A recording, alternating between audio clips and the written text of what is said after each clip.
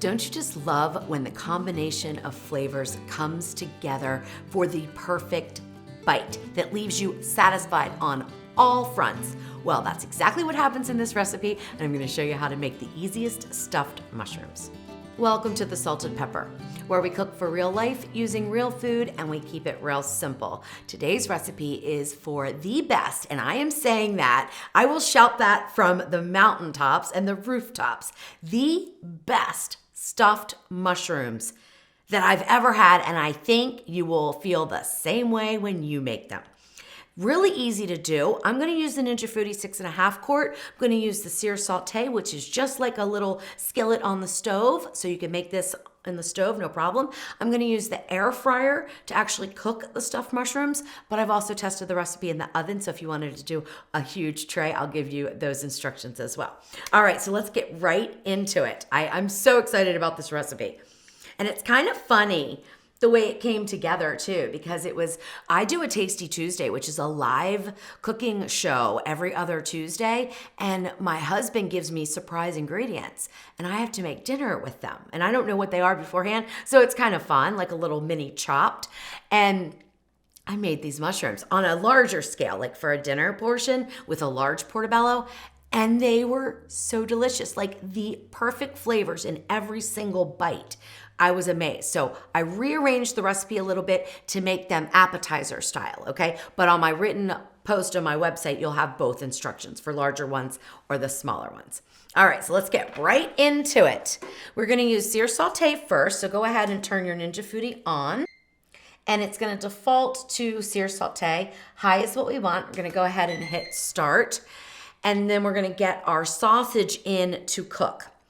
So if you're gonna make a bigger one, you probably want to slice, like air fry and then slice your sausage so you get really big bites. But when you're stuffing little mushrooms, you don't want that. You want everything to be finely diced. So what I do is I take one sausage link. This is an Italian sausage. You can use sweet, mild, hot, whatever you want. You can even use breakfast sausage if that's what you have.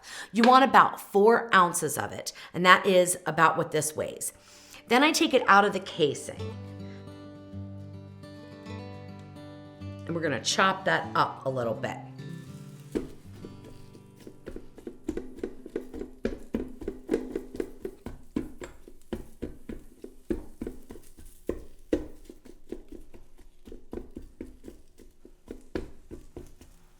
All right, that looks good. Now we're gonna get in a 1/4 cup of pecan pieces. You could use any type of nuts that you like, okay? It's totally up to you. Now, what I have here is 1 pear. These are canned because it's not pear season, and I couldn't find a nice ripe pear at the grocery store. So I'm using a canned pear that was just in juices, okay? You wanna just dice that up a little bit. You don't have to be too particular because we are gonna put this into a food processor briefly after it's all cooked.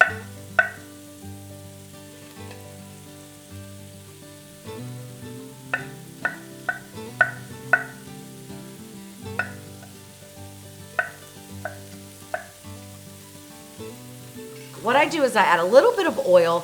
Even though sausage has a lot of fat, sometimes it'll burn, and we don't want that. So I'm just gonna add a little bit of oil that will help prevent it from burning or scorching.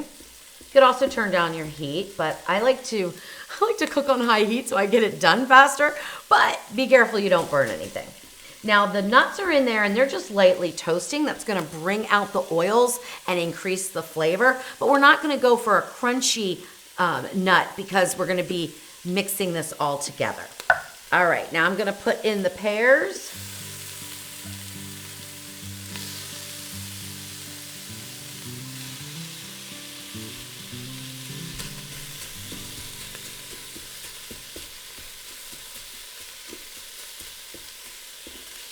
All right, once you see the nuts starting to brown a little bit, go ahead and mix everything together and turn your heat down. So I'm gonna go down to 2, which would be like a medium low on your stove. Now for the mushrooms.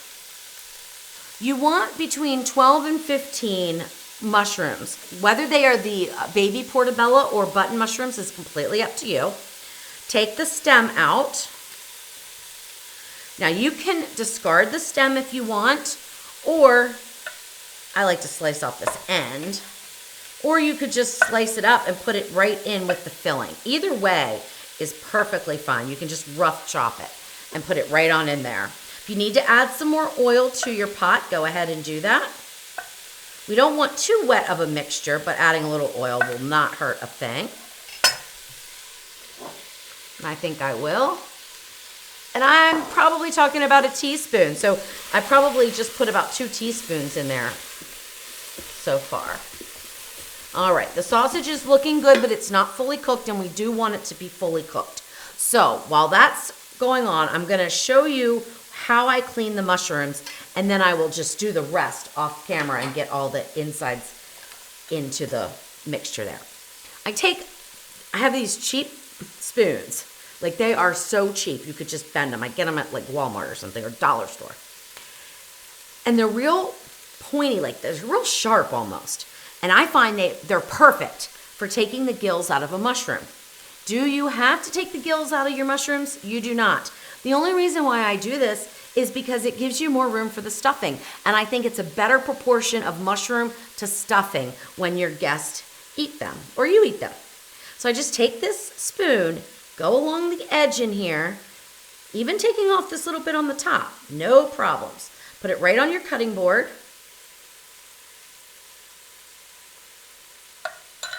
And now I have a nice open mushroom. Look at the difference. I mean, it's a lot of difference, okay? So put those to the side and throw these in or throw them away, whichever you prefer.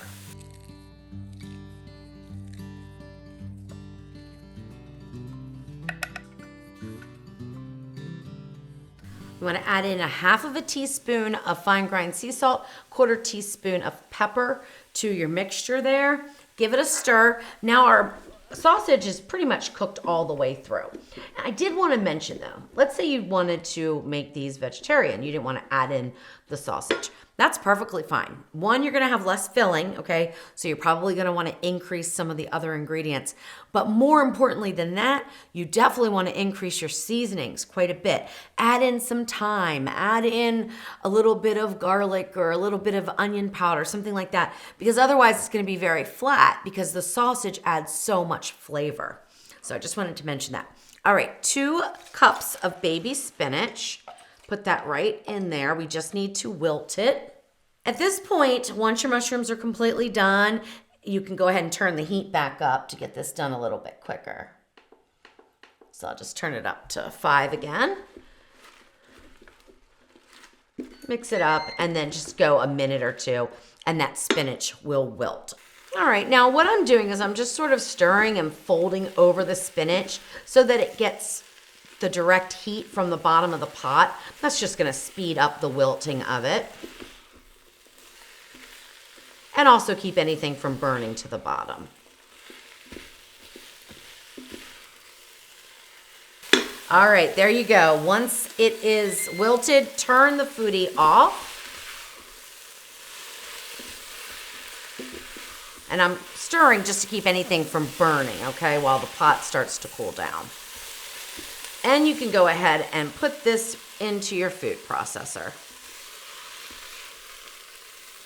Or blender cup, because that's what I'm using.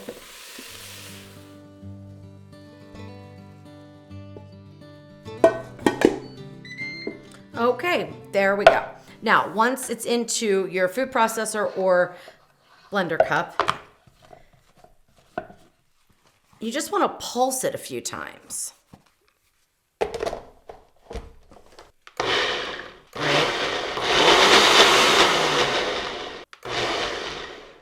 So it's not like mush, but it is finely chopped, okay? Now, the next thing we're gonna do is add it to a little bit of homemade Boursin cheese, okay? It's a garlic and herb cheese that I just whip up myself, but you can also use store-bought Boursin garlic and herb. Or there's some other brands, so whatever you like. You want 1/4 cup of it.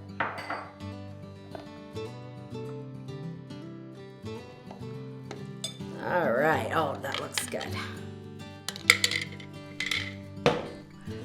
All right, now we want to fold this together to incorporate the cheese with the pear mushroom sausage mixture. Oh my gosh, this smells amazing. Oh, so good. All right, perfect. Then we just start to fill our mushrooms. So what I use is just a little cookie scoop. I just take a big glob of this.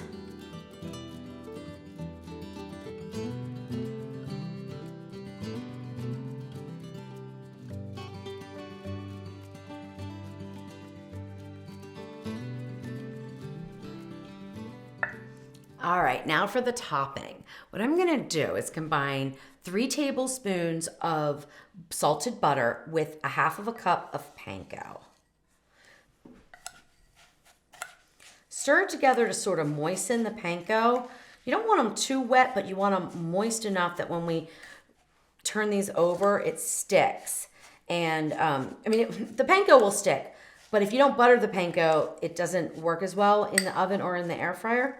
So I definitely recommend using the butter. Yeah. Another option would be to coat them in the panko and then spritz them with oil. That would work as well. All right, so there we go. That looks good. And now you simply take your mushroom and dip it in, okay? And sometimes I'll put a little bit more on, just depends. You just want a light coating on the top, all right? And then I'll put these right back over here. I'll do half of them.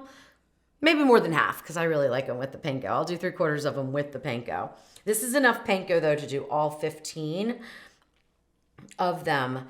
And sometimes I only get 12. Sometimes I get 15. It really depends on the size of your mushrooms. These are pretty good sized mushrooms.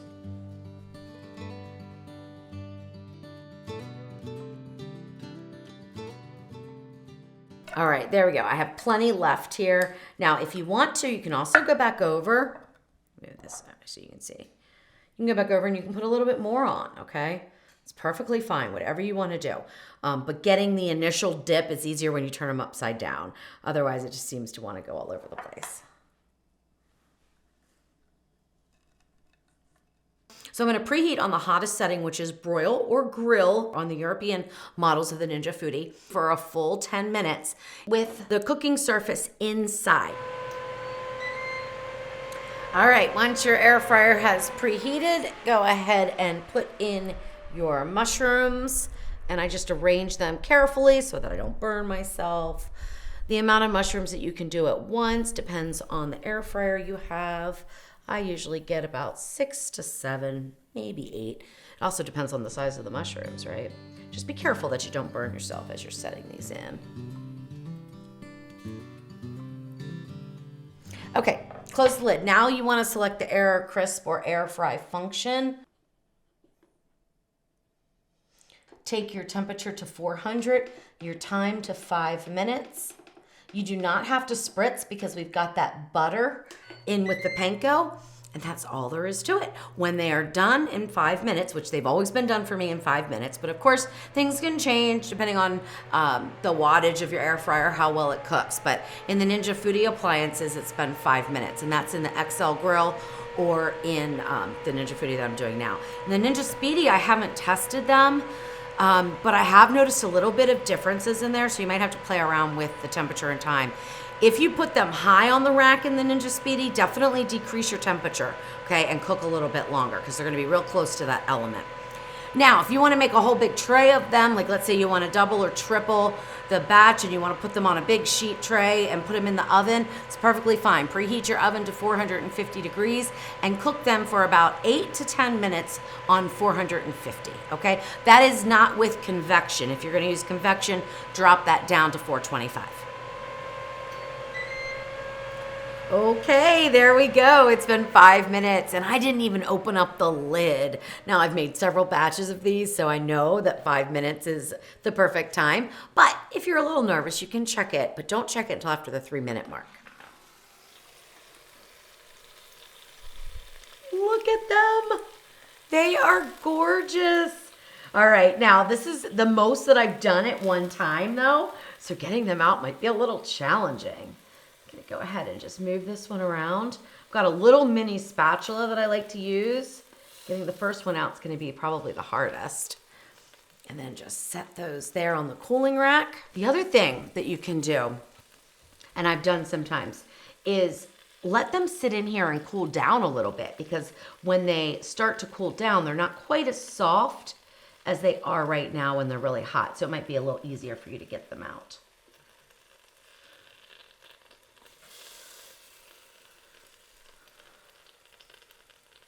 All right, look at that. Oh my gosh, they look so good.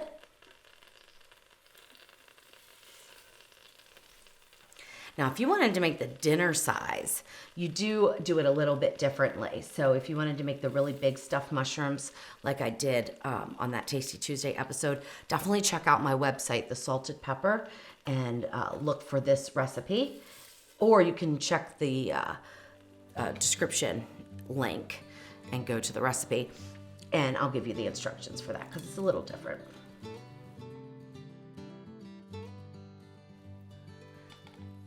And we're going to repeat with the ones that don't have the panko on top.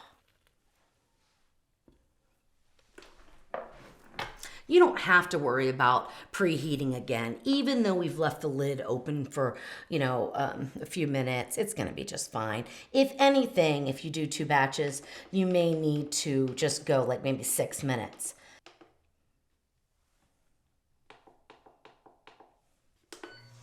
Okay, there we go. And these should cool down. So don't be tempted to grab one and eat one right away, okay? They really need to cool down for at least 15 minutes for a couple of reasons. Number one, the filling is super hot. So if you go to bite into it, you could burn yourself. But also they're gonna hold together better once they cool down. These are really best served room temperature or just slightly warm. And you can keep them out at room temperature for up to 2 hours. So after you make them, you can set them out for your party or your guests, whatever you're doing with them, or just for yourself, and you can leave them out for up to 2 hours. But after that, they need to be refrigerated, and then you'd have to reheat them again. All right, there we go. The ones without the panko. Now, I'm sure somebody's gonna wanna know whether you can use breadcrumbs. Yes, you can use breadcrumbs in place of the panko. That's perfectly fine. And I don't think you'll even need to make any other changes. I think you still want to mix the breadcrumbs with the butter so that they toast up nicely and have a good flavor. Oops, I lost that one. You know what? That's the one I'll try. Whew.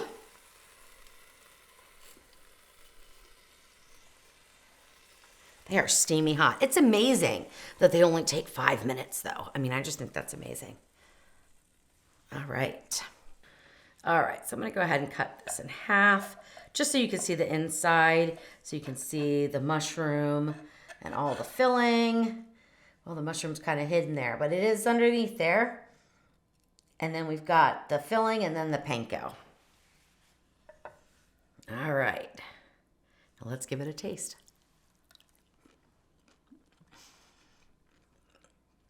I forgot something. I forgot one of the most important parts of this. Remember how I promised that this would be like the most perfect bite? It is, but I need to get one thing. Fig glaze. This is the topping that you do not want to skip. Now, Jeff found this in the grocery store, but I actually had somebody who made her own, I guess, by reducing figs down, maybe adding a little bit of balsamic vinegar. This stuff is amazing. Oh my gosh.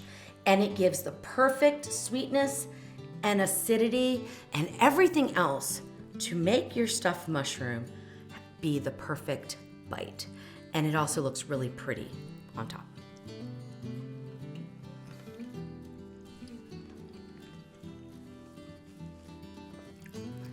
That's it. That is it. Amazing. That takes these mushrooms from really, really, really good to shout it from the rooftops and the mountaintops that these are the best stuffed mushrooms that you've ever had. Trust me on this one. They are delicious. With or without panko.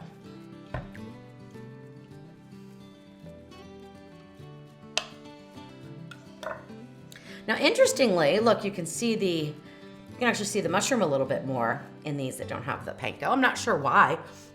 Maybe because it wasn't preheated at such a hot temperature. Maybe because we did it as the second batch. Something for me to consider when I make these again, because I will be making these again.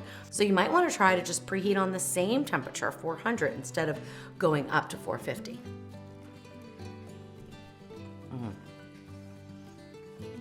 Oh my goodness.